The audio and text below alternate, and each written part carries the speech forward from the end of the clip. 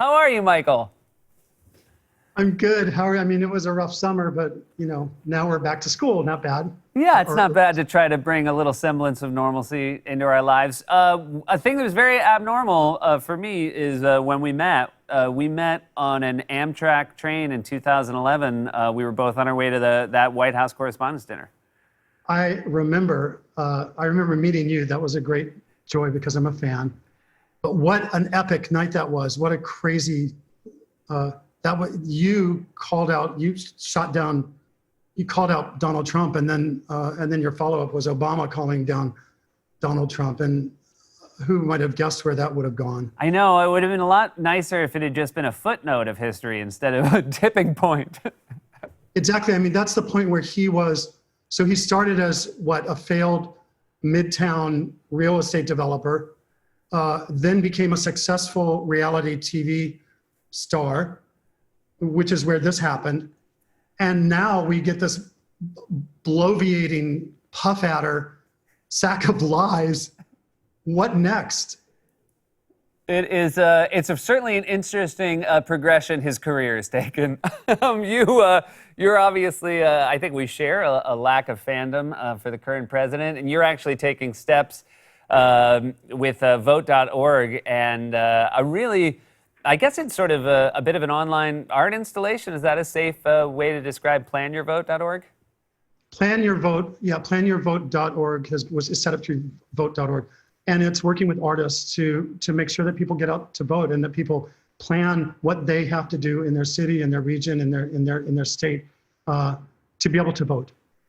And were you always passionate about politics, or was it something that you came to later in life?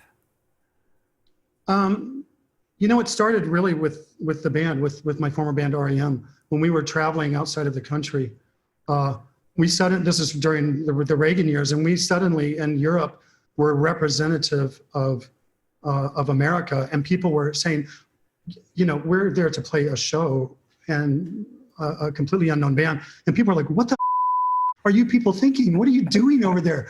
And so we had to, in a way, kind of politicize ourselves and educate ourselves about who we are to the rest of the world and who we are to ourselves. I would at least hope in most foreign countries they would assume that REM wasn't necessarily a Reagan band. But yeah, well, we weren't making a whole lot of sense back then. Neither was he. But I think people figured out pretty quickly that we were not giant fans of that particular administration. You talk about not making a lot of sense early on, and I don't know if I'd agree with that. But you've had an interesting progression, and now you're writing solo music. It must be a very strange experience having worked with a band for so long. How have you found it? Well, I had for 32 years through REM. I had, for me, the greatest possible co-writers working on and composing all the music. And then my job was to listen to what they did and respond to it. I'm now composing myself, and it's the first time in my life that I've written music. And I found it weirdly satisfying. I can't say that it sounds very much like REM, but I'm really happy with where it's gone. And I've been able to, because of REM and because of all the fans across the years, I'm able to take all the money that I make for the first year of the release of every single that I'm putting out as a solo artist and donate it or dedicate it to organizations and movements that I feel very strongly about. So like Pathway to Paris, Extinction Rebellion, the Equal Justice Initiative, who have that incredible legacy museum down in Alabama. And so that feels good. That I feel like as an activist, I'm kind of doing my part. I'm trying to. I feel like some artists found this time difficult insofar as being creative. How was it for you? Extremely difficult. I learned that I'm a better cook than I thought I was. I've learned that I'm better on my own than I ever thought I could be. I'm comfortable with myself when I'm alone, but it's been a very hard year for everyone, I think. there's no I think about it. This has been perhaps the most difficult year of my long life. One of the most difficult things that happened, obviously, were people, many people losing those that were dear to them, loved ones. And we have had a friend in common who passed away very sadly, Hal Wilner. I knew Hal from working with him at SNL. You knew him a lot better. I will say he's one of those people that very selfishly, one of my first thoughts was, I just wish I had talked to him more. I just wish I'd spent more time with him, because Hal was someone who his wisdom and his kindness will be very hard to replace. I found some text messages that I didn't return from him. You can't fathom that type of loss until it's happened that dramatically and unexpectedly. I will say, I'm sorry.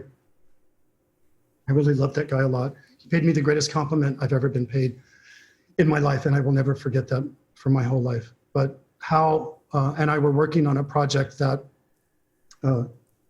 hasn't come out yet, and so the last thing that we did together is a tribute to his best friend, I think, Lou Reed.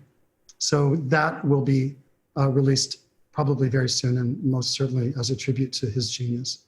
I also remember one or two compliments from Hal, and the thing that you could take to the bank is that he meant it, because there was no way he would waste his time lying about a piece of art. Yeah, he was the great champion of the people that are easily overlooked, the artists who are not so easy to put into categories. And he championed people like myself and other people who haven't had the success that I've had his entire life. And so there's a powerful and strong legacy there. Thank you so much for sharing that. I could talk about Hal all day. I could talk to you all day. Thank you so much for being here, Michael. I really appreciate it. Seth, thanks for having me, and stay strong. Will do. Vote. Agreed. Agreed on all counts.